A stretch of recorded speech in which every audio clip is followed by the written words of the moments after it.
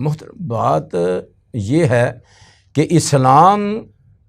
ہمیں جادو کرنے اور کروانے سے سختی سے روک رہا ہے، بلکہ یوں سمجھ لیں کہ حقیقت اس کی یہ ہے کہ جادو کرنے والا اور کروانے والا یہ دونوں سب سے پہلے تو سزا اس کو اسلام نے دی ہے کہ وہ جہنمی ہے۔ دوسرا یہ ہے کہ کبیرہ گناہ، جیسے اللہ کے ساتھ کسی کو شریک ٹھہرانا یہ کبیرہ گناہ ہے، ایسے ہی یہ جادو کرنا اور کروانا یہ بھی کبیرہ گناہ ہے۔ اس لیے اسلام نے ہمیں تعلیم دی ہے کہ اس سے بچا جائے۔ اب دوسری بات یہ ہے کہ کیا جادو کرنے والا جب کرتا ہے تو اس سے انسان کو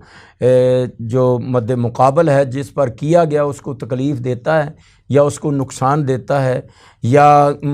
بعض کہتے ہیں کہ یہ بچوں کی بندش ہو گئی ہے، بیٹا نہیں ہوگا، اولاد نہیں ہوگی، میاں بیوی میں تفریق ہوگی، وہی اس کا جو ہے نا وہ ہم انکار نہیں کر سکتے۔ کیوں؟ اس لیے کہ جیسے دوسری بیماریاں میں نے پہلے بھی ذکر کیا ہے کہ بیماریاں ہیں نا،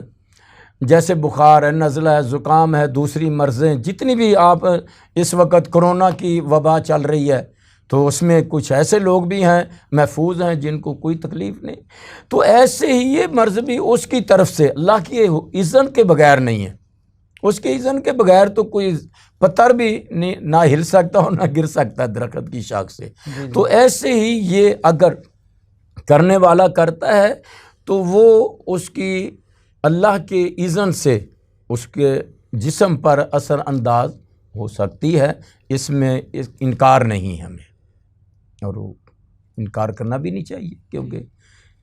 بِإِذْنِ اللہ ہی ہے۔